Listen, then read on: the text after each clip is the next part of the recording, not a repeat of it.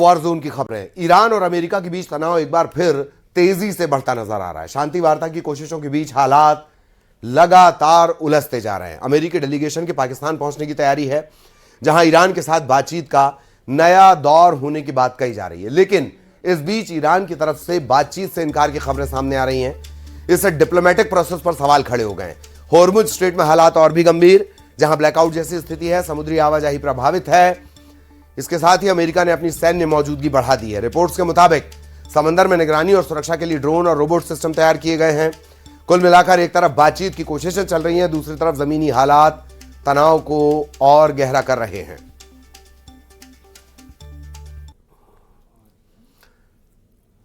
तो जगह फाइनल है, तारीख भी मुकर्रर है। अमेरिकी टीम भी आज पाकिस्तान पहुंचने वाली है, लेकिन ईरान का अब तक कोई अता पता नहीं है। ईरान की टीम बातचीत के लिए आएगी, नहीं आएगी, और इन सब के बीच अमेरिकी एजेंसियों ने मुनीर को लेकर आगाह किया है। अमेरिकी एजेंसियों को पाकिस्तान के फील्ड मार्शल आसिम मुनीर पर रत्ती भर भरोसा नहीं लग रहा।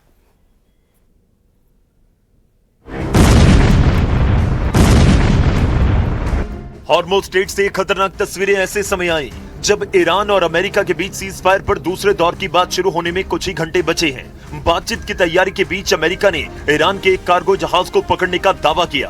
तस्वीरें भी आ गई, जिन्हें देखकर लगा है कि कोई फिल्म का सीन हो, क्योंकि समंदर के बीचों बीच दो जहाज आमने सामने आए। जिस जहाज का पीछा किया गया था वो ईरान का कार्गो जहाज था जो चीन से आ रहा था, और जिस जहाज ने पीछा किया वो था अमेरिकी युद्धपोत यूएसएस स्प्रुएंस। अमेरिका के मुताबिक यूएसएस स्प्रुएंस ने ईरान के तोस्का जहाज को पहले रोका, चेतावनी दी, लेकिन ईरानी क्रू नहीं माना, इसलिए गोलीबारी शुरू हुई और ईरान तोस्का के इंजन रूम में छेद कर उसे रोक दिया गया। ईरान के जहाज पर हमले के अलावा उसे कब्जे में लेने का वीडियो भी आया, यानी अमेरिका ने वीडियो के जरिए दुनिया को सबूत दिया, बताया कि कैसे ईरान के तोस्का जहाज पर हमले के बाद उसे कब्जे में लेने के लिए अमेरिकी सैनिक हेलीकॉप्टर में बैठकर जहाज के ऊपर पहुंच गए, फिर फास्ट रोपिंग के जरिए ईरान के जहाज पर उतरे। ये तकनीक तब इस्तेमाल होती है जब हेलीकॉप्टर जमीन पर लैंड नहीं करता और केवल एक मोटी रस्सी नीचे गिराई जाती है, जिसे पकड़कर सैनिक स्लाइड करते हुए नीचे उतर जाते हैं। ईरान के तोस्का जहाज पर अमेरिकी सैनिक इसी तरह से उतरे और उसे कब्जे में ले लिया। ईरान के तोस्का को कब्जे में लेने के बाद अमेरिका ने बताया कि ईरान के जहाज ने अमेरिकी चेतावनी को नजरअंदाज किया और इसलिए उसे रोक लिया गया। ट्रंप ने इस बारे में सोशल मीडिया पर लिखा कि इस वक्त जहाज हमारे कब्जे में है, हम पूरी तरह से इसे कंट्रोल में लेकर देख रहे हैं कि इसके अंदर क्या है। इस मामले में ईरान का बयान भी आया। ईरान के हजरत खातम अनबिया सैन्य मुख्यालय ने कहा कि अमेरिका ने सीज फायर का उल्लंघन किया और ओमान की खाड़ी में ईरान के एक व्यापारिक जहाज पर फायरिंग की, जिससे उसका नेविगेशन सिस्टम खराब हो गया। ईरान के मीडिया के मुताबिक जहाज चीन से ईरान जा रहा था, लेकिन अमेरिका ने उसे रोका, या यूं कहें कि समंदर में डकैती की, जिसका ईरान बहुत जल्द जवाब देगा। यानी सीज फायर वाली बातचीत से कुछ घंटे पहले हॉर्मुज स्ट्रेट में हुई इस घटना ने टेंशन को 7वें आसमान पर पहुंचा दिया है।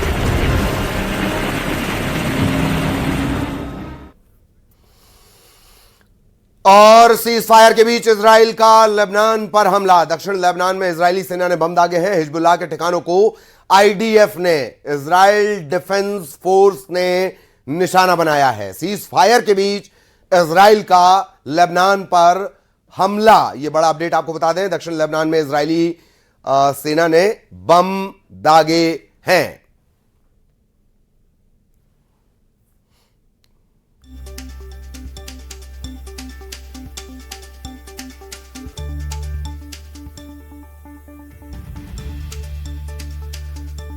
तो 10 दिन के सीज फायर का ऐलान किया गया था। सीज फायर के ठीक पहले भी इजराइल की तरफ से लगातार ताबड़तोड़ हमले किए गए। 150 लोगों को मारने का दावा इजराइल की तरफ से किया गया, और अब सीज फायर के बीच फिर एक और हमला।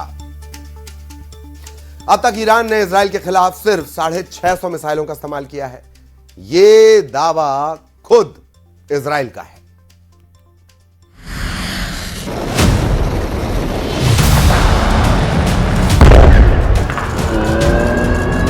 पश्चिम एशिया में चल रही जंग में सीज फायर जरूर हुआ, लेकिन 40 दिनों के महायुद्ध ने जो जख्म दिए हैं उनके आंकड़े रूह कपाने वाले हैं।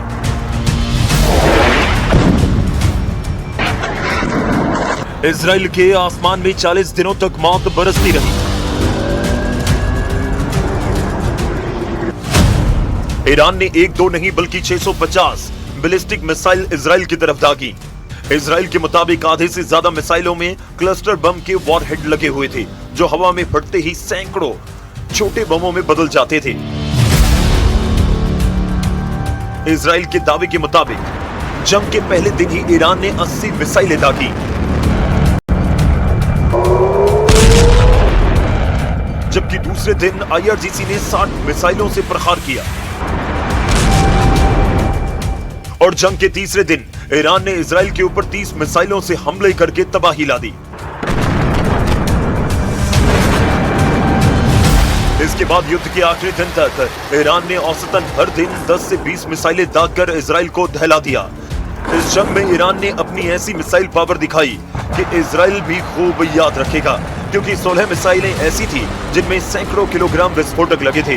और दावे के मुताबिक ये मिसाइलें इजराइल के आबादी वाले इलाकों में गिरी, जिससे भारी तबाही हुई।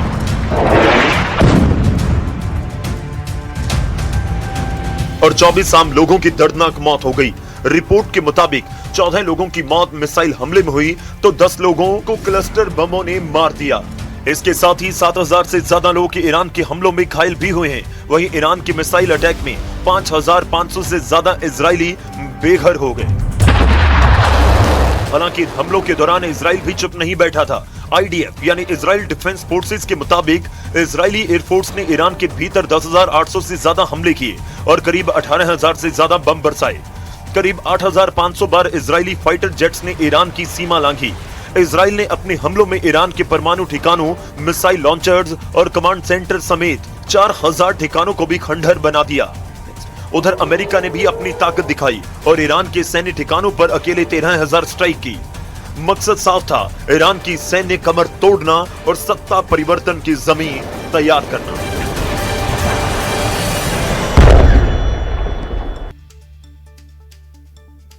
और ईरानी जहाज को रोके जाने पर चीन ने चिंता जताई है। ईरानी जहाज को जब्त करने पर चीन चिंतित है और चीन का यह कहना है कि इस तरह से जहाज रोकना चिंता का विषय है। होर्मुज में स्थिति संवेदनशील है, गंभीर है और उन सब के बीच अमेरिकी नौसेना ने एक ईरानी जहाज को रोक लिया है, या ये कहें कि कब्जा कर लिया है। इसे लेकर चीन का बयान आया है। चीन ने कहा है कि ये इस तरह से जहाज को रोकना चिंता का विषय है। हॉर्मुज में स्थितियां संवेदनशील हैं, बेहद गंभीर हैं और उस दौर में अमेरिका की ये हरकत